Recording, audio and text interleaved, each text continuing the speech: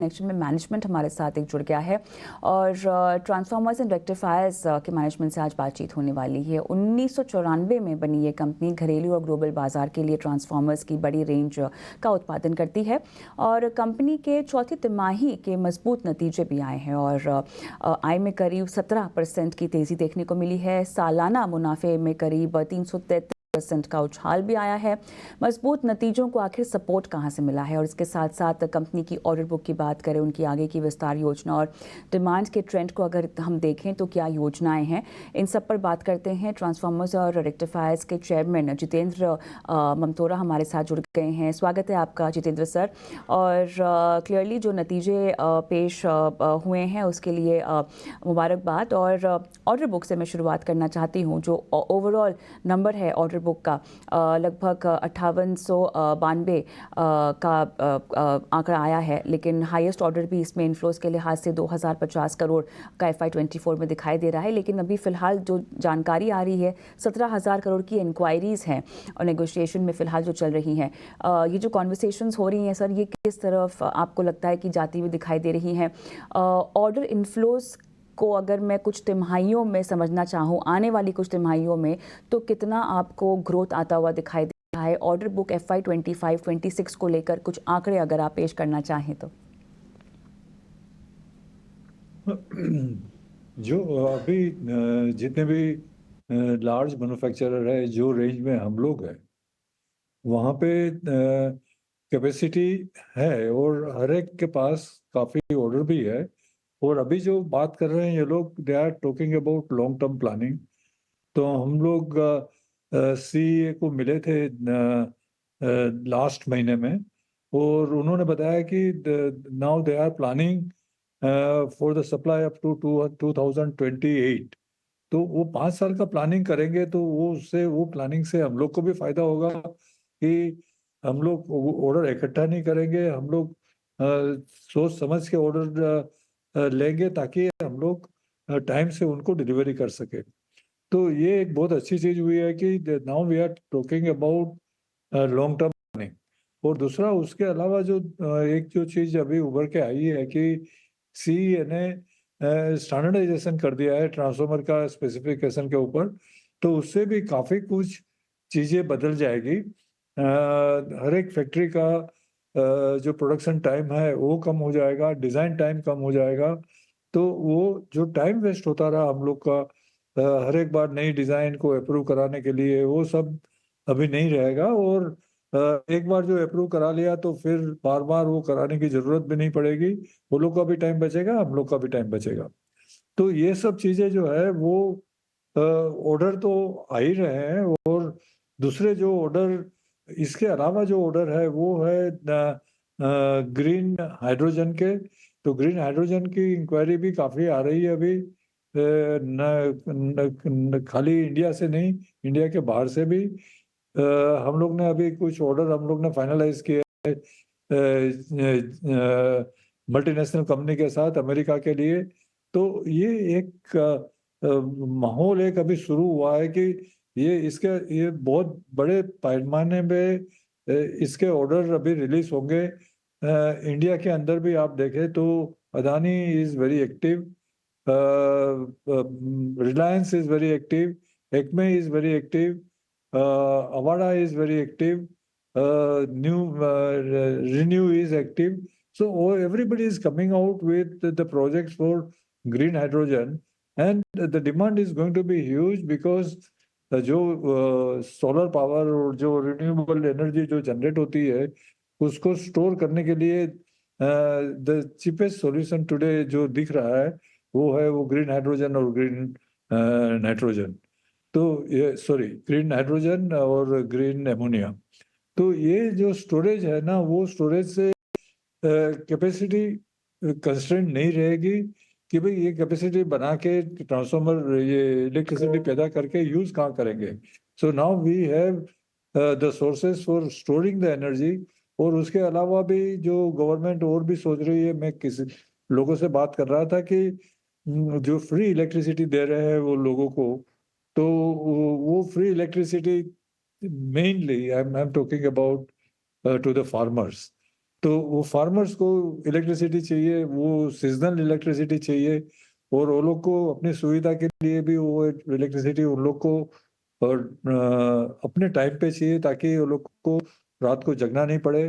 तो ये एक सॉल्यूशन है कि भाई वो पानी को स्टोर करके रखे, तो इलेक्ट्रिसिटी जब पैदा होती है तब उसका यूटिलाइजेशन पूरा 100% यूटिलाइजेशन हो जाए और स्टोर हो जाए, और फिर वो पानी जब चाहिए तब पानी वो लोग उसको ग्रेविटी से दे।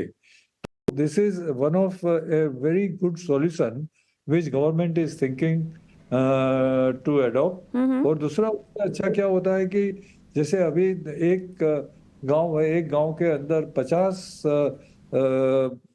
प्रोजेक्ट लगे हैं, 50 पंप लगे हैं, उसकी जगह बिल्कुल। में 2-3 पंप लगेंगे, हम्म। तो उसकी वजह से बढ़ेगी, तो पावर का कंजम्पशन ओवरऑल कम होगा।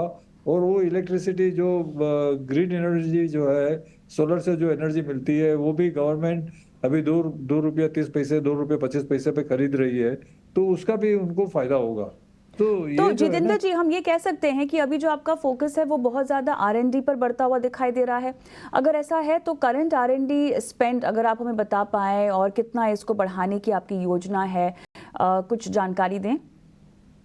देखो ये जो है ना R&D, हम लोग की जो बुनियाद है वो R&D है।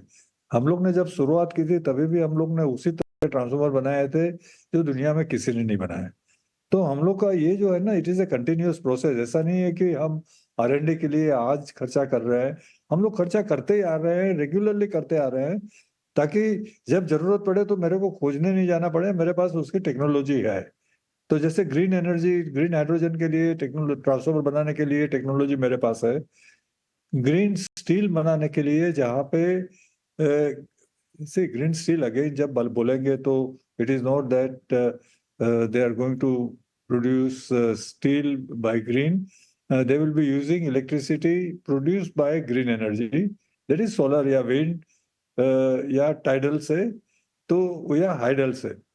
तो वो जो उसके जो ट्रांसफार्मर है वो भी हम लोग अभी काफी स्थायी हो गए हैं उस ट्रांसफार्मर, बड़े बड़े ट्रांसफार्मर बनाने में। अभी हम लोग एक रशिया के लिए एक ट्रांसफार्मर बना रहे हैं, वो दुनिया का, it is supposed to be the second largest transformer in the world, which we are supplying to a European company for their own project।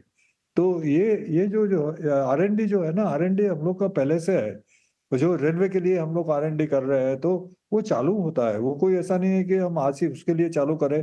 वो हम लोग को पता है कि ये आने वाला है, तो उसके लिए आगे से हम लोग काम चालू करते हैं, और उसको अलग से हम लोग प्रोजेक्ट को नहीं गिनते हैं, वो हमारे प्रोजेक्ट के अंदर इनबिल्ट कर लेते हैं, ताकि जो बनाते हैं उसी में ही हमने R&D कर लिया, तो हम लोग को भी फायदा हो गया और लेने वाले को भी फायदा हो गया।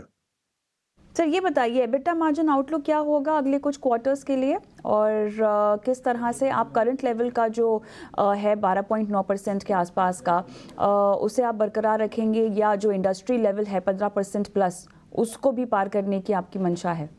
नहीं, मनसा तो ही है 15% पार करने की, वो लेकिन वो जो अपने हाथ में नहीं होता है वो जैसे टाइम आएगा वैसे बताएंगे। तो इसमें बहुत सारी चीजें होती है कि 15% करना है तो कैसे करेंगे, प्रोडक्शन बढ़ाएंगे, एफिशिएंसी हमारी बढ़ाएंगे। हाँ, और जो प्रोडक्शन है, प्रोडक्शन हम उस तरह से करें कि हम लोग का प्रोडक्शन कॉस्ट उससे कम हो, एक तरीके के ज्यादा ट्रांसफॉर्मर एक साथ में बनाएं। So it is all strategy, जिससे हम लोग ये 15% 16% तक पहुंच सकता है। कोई भी ट्रांसफॉर्मर मैन्युफैक्चरर पहुंच सकता है इस टाइम पे, if they plan it properly. तो ये कोई 15% कोई बड़ी बात नहीं है। हम लोग ने ये देखा भी हुआ है, 18% 20% EBIT margin during the time 2005 to 2009। उस टाइम पे उस तरह का माहौल था, और लोगों ने वैसा उस तरह का प्रॉफिट भी दिखाया था, प्रॉफिट किया था, परफॉर्म भी किया था सबने। लेकिन बीच में 10-12 साल बहुत खराब आ गए, तो अभी और अच्छा टाइम आया है, तो लोग अभी और चुस्त हुए हैं, अपनी कैपेसिटी बढ़ाए हैं, अपने साइकिल टाइम को कम किया है, to meet with the very tight margins. तो सब अभी बेनिफिट करेगा, और जो मुनाफा जो है होना चाहिए उससे भी ज्यादा होने की उम्मीद है। रेवेन्यूज़ की बात कर लेते हैं सर। FY24 रेवेन्यू लगभग 7% ईयर ऑन ईयर डिक्लाइन हुआ है, लेकिन आउटलुक अगले साल के लिए क्या होगा? मेजर ग्रोथ ड्राइवर्स अगर पूछना चाहूँ तो वो कहाँ से आते हुए दिखाई दे रहे हैं? देखिए, जो अगले साल का जो टारगेट है हम लोग का, वो 18 से 1900 करोड़ का है। वो पहुंच जाएंगे, उसमें कोई डाउट नहीं है। और जो ग्रोथ ड्राइवर रहेगा वो रिन्यूएबल, फिर रेलवेज, फिर ग्रीन हाइड्रोजन, और फिर स्टील मैन्युफैक्चरिंग। तो स्टील का भी उतना ही डिमांड बढ़ने वाला है। तो स्टील मेल्टिंग के लिए ट्रांसफार्मर बनाने वाले इंडिया के अंदर आज हम लोग अकेले हैं। और जो आज तक जितने भी ट्रांसफार्मर आ रहे हैं वो इंडिया के बाहर से आ रहे हैं, यूरोप से आ रहे हैं। तो the competition is not there. वो मार्जिन भी उसमें अच्छे हैं। हम लोग को compete करना है यूरोपियन कंपटीटर से। तो वो एक अलग तरीके का मार्जिन हम लोग को देगा। तो ग्रोथ सब जैसे मैंने बोला, railways, steel, green hydrogen and renewable तो है, जो चालू का है, चालू ही है। तो ये सब जगह में से बड़े पैमाने में हम लोग को बिजनेस मिलेगा और वहां से मार्जिन भी आएगा। ये बताएं, डिमांड एनवायरनमेंट किस तरह से आपको बढ़ता हुआ दिखाई दे रहा है? खासतौर से ज्योग्राफीज के हिसाब से समझना चाहूँ तो डिमांड कहाँ बेहतर उभरती हुई दिखाई दे रही है? नहीं, ये तो पूरे हिंदुस्तान में रहेगा ना। और उसके बाद जो एक्सपोर्ट जो है ना, एक्सपोर्ट भी अभी काफी, जैसे कि अमेरिकन मार्केट है, तो आज अमेरिकन मार्केट में जाने से, ट्रांसफार्मर को लेने जाता है तो delivery period is more than 3 years। Europe में ट्रांसफार्मर की डिलीवरी आज 2 साल के ऊपर है। रशिया में भी सेम कंडीशन है। तो ये सब जगह से भी ट्रांसफार्मर की रिक्वायरमेंट आती है। और दूसरा एक फायदा ये होगा कि ये जो कंट्रीज की मैंने बात की, वो जो लोग एक्सपोर्ट कर दे रहे हैं, वो लोग they are meeting with their own requirement. और हम लोग हमारी कैपेसिटी बढ़ा रहे हैं। तो हम लोग एक्सपोर्ट मार्केट में भी अच्छी तरह से काम कर पाएंगे। हम लोग का एक्सपेंशन प्लान भी है, जो हमने बताया था कि हम लोग एक नई 2-3 लाइन नई डाल रहे हैं, कि जिससे हम लोग ग्रीन हाइड्रोजन के लिए और सोलर के लिए जो ट्रांसफार्मर बनते हैं, नॉट बड़े ट्रांसफार्मर लेकिन मीडियम साइज के 18-20 MVA के ट्रांसफार्मर, तो उसके लिए हम लोग नई लाइन लगा रहे हैं। तो वो भी कार्यरत हो जाएगी अगले 5-6 महीने में। By September, we should be not September लेकिन अक्टूबर तक में वो हमारी नई लाइन भी चालू हो जाएगी। मशीनरी के ऑर्डर उसका प्लेस होना चालू हो गया है। तो सब चीज एक साथ में हो रही है। तो काफी कुछ मेरे को नजर आ रहा है। उसके अलावा भी हम लोग एक्सपांसन कर रहे हैं बैकवर्ड इंटीग्रेशन में, जो हम लोग को काफी हेल्प करेगा। क्योंकि जो बैकवर्ड इंटीग्रेशन जो चीज में हम लोग कर रहे हैं, वो चीज की भी आज कमी है। बाजार में फैब्रिकेशन के लिए, ट्रांसफार्मर टैंक के लिए वेंडर्स नहीं है, बुशिंग के लिए वेंडर्स नहीं है। सब बाहर से बुशिंग लाके यहाँ पे असेंबल करते हैं। तो उसमें भी हम लोग जा रहे हैं। तो बहुत सारी चीजें हैं जो बन रही है हमारे लिए। और वो सबके लिए अच्छा होगा कि जब हम ये कैपेसिटी खड़ी कर देंगे। सर, QIP जो 500 करोड़ रुपए का है, उसका फंड्स का यूटिलाइजेशन का क्या प्लान है आपका योजना के लिहाज से? देखिए, जैसे मैंने बोला ना कि जो हम एक्सपांशन कर रहे हैं, एक फैब्रिकेशन यूनिट डाल रहे हैं, तो fabrication that unit is going to be the largest in India. उस तरह का हम लोग एक प्लान कर रहे हैं। तो उसके लिए we have identified the land, machinery भी आइडेंटिफाई कर ली है, रोबोटिक काफी उसमें ऑटोमेशन भी लगेगा। तो वो एक प्रोजेक्ट वो है। एक दूसरा बुशिंग का प्रोजेक्ट है, वहां लगेगा। और तीसरा जो है, हमने कहा कि भाई हम लोग ग्रीन हाइड्रोजन के लिए, ट्रांसफार्मर बनाने के लिए एक अलग से फैसिलिटी खड़ी कर रहे हैं, तो वहां पे लगेगा। तो ये सब जगह में काफी, माने एक जगह, कोई पर्टिकुलर जगह में नहीं लगेगा, हर एक जगह में लगेगा। और हम लोग उतना ही पैसा उठाएंगे बाजार से जितना हमको लगेगा। We will do it gradually as and when it is required. ऐसा नहीं है कि हम आज के आज सब पैसे ले लेंगे। शुक्रिया सर, आपने समय निकाला और इतने विस्तार से आज तमाम सवालों के जवाब दिए, दर्शकों का मार्गदर्शन किया। सुडानी हमारे आज के मेहमान बने हुए हैं और इनसे अब ट्रांसफार्मर रेक्टिफायर्स पर आपकी रणनीति पूछते हैं। बताएं गिरीश। देखिए कंपनी मैनेजमेंट से ऑलरेडी डिस्कशन हुआ, काफ़ी डिटेलिंग्स में उनसे बात हुई है हमारी, क्योंकि ये बेसिकली अगर इस सेक्टर की हम बात करें तो ये फ्यूचर पर्सपेक्टिव सेक्टर्स है। बहुत सारे ऐसे सेक्टर्स हैं जो ये कहीं न कहीं इनके बैकबोन्स बने रहते हैं। स्टील हो गया, रिन्यूएबल एनर्जी हो गई, उसके लिए जो रेक्टिफायर्स एंड ट्रांसफार्मर्स बनाते हैं उसकी रिक्वायरमेंट्स बेसिक नीड्स में काउंट हो जाती है। तो जैसे कि कंपनी का मैनेजमेंट की बात हो रही है, ऑलरेडी इनका एक्सपेंशन प्लान्स बहुत सही वर्टिकल्स में चल रहा है। बट ओवरऑल देखें तो स्टॉक थोड़ा-सा महँगा है बिकॉज़ ऑफ पी इज़ 166, जो सेक्टर के पी से काफ़ी ज़्यादा बढ़ा हुआ है। तो ओवरऑल अगर फंडामेंटल के तौर पे देखें पी रेशियो में तो थोड़ा-सा स्टॉक महँगा ज़रूर पड़ जाता है। बट अगर हम ग्रोथ प्रोजेक्शंस की बात करें, क्योंकि ऑर्डर बुक्स बहुत स्टैंडर्डली कंफर्टेबल हैं, 17,000 करोड़ का ऑर्डर ऑलरेडी पाइपलाइंस के अंदर है। 2500 करोड़ के ऑर्डर्स की प्रोसेसिंग ऑलरेडी इनकी चल रही है। रशिया, रूस, अमेरिका के ऑर्डर्स ऑलरेडी चल रहे हैं। तो ओवरऑल स्ट्रक्चर स्ट्रांगली निकल के आ जाता है। ट्रांसफॉर्म रेक्टिफायर्स के लिए मेरे लिए वर्टिकल से सिंपल सा ये है कि अगर किसी का 1 से 2 साल का बजट है इन्वेस्टमेंट करने के लिए तो डेफिनिटली यहाँ से बाइंग कर सकता है। बट बहुत क्लैरिटी रखनी पड़ेगी क्योंकि शॉर्ट टर्म में कोई बहुत ज़्यादा इम्प्रूवमेंट नहीं आएगा। 5 से 6 महीने के लिए इनका जो एक्सपेंशन प्लान है उसकी वर्किंग शुरू होती हुई दिखाई देगी। उसका जो हमारा रिजल्ट इम्पैक्टेड है वो कहीं पे भी हमें दिसंबर क्वार्टर नेक्स्ट ईयर के क्वार्टर्स में दिखाई देगा।